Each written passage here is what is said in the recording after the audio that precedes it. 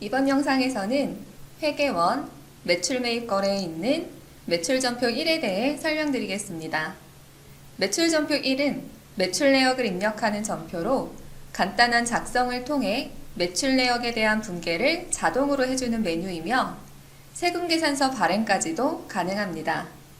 작성 방법을 보면 먼저 일자를 지정하고 부가세 유형은 지금 발생한 매출의 부가세 유형이 어떤 항목인지 선택해 주시면 되겠습니다. 그리고 전자세금계산서 신규라는 글자를 클릭하면 구분을 선택할 수 있는데요.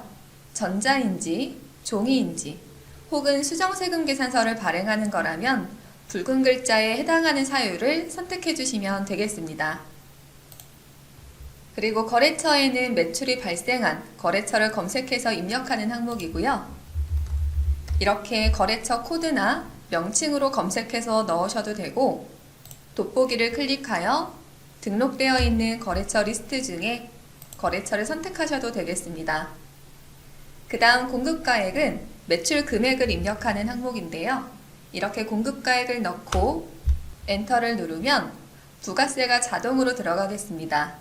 세금계산서인 경우에는 부가세가 10% 적용되기 때문에 부가세가 10만 원이 붙고 만약 영세율이나 계산서처럼 부가세가 붙지 않는 유형이라면 이와 같이 부가세가 적용되지 않겠습니다.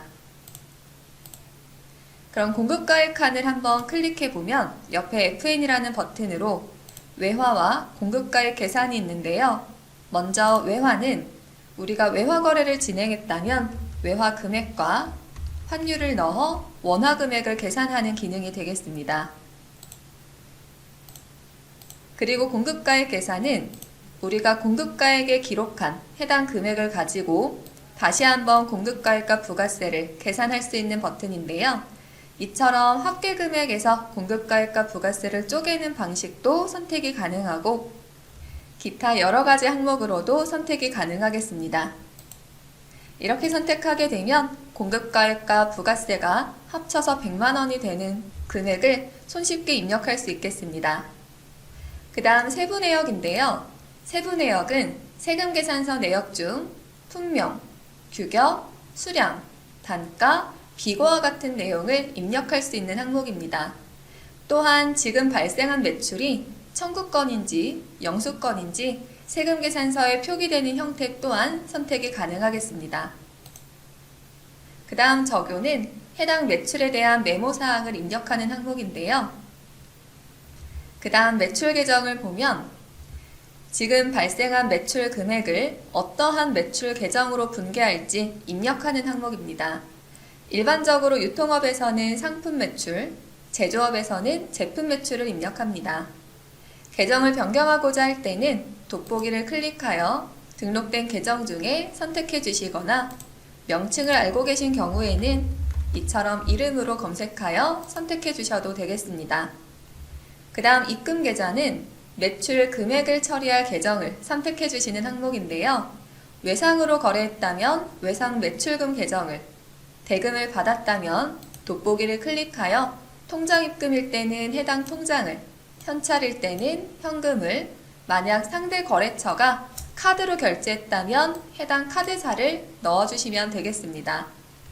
이때 통장으로 입금 계좌를 선택하고 저장을 하게 되면 전표 저장 시에 거래처로 매출이 발생되고 매출 대금이 통장으로 수금된 내역이 자동으로 분계되겠습니다.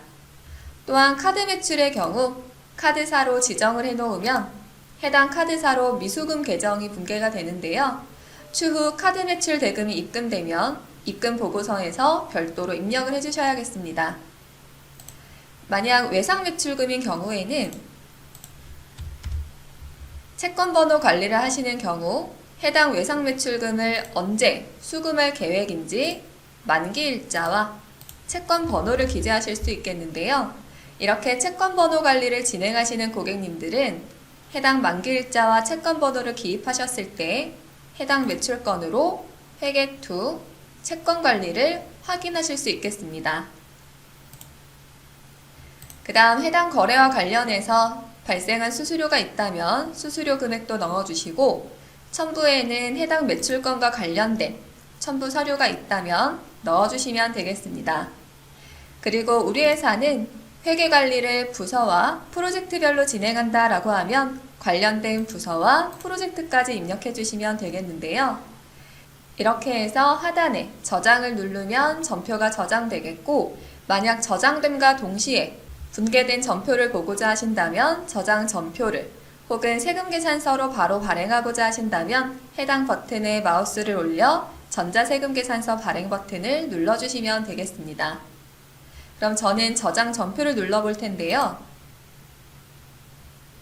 그러면 이렇게 현대유통이라는 업체에 매출이 발생했고 해당 금액이 외상으로 분개가 된 내역을 확인할 수 있겠습니다.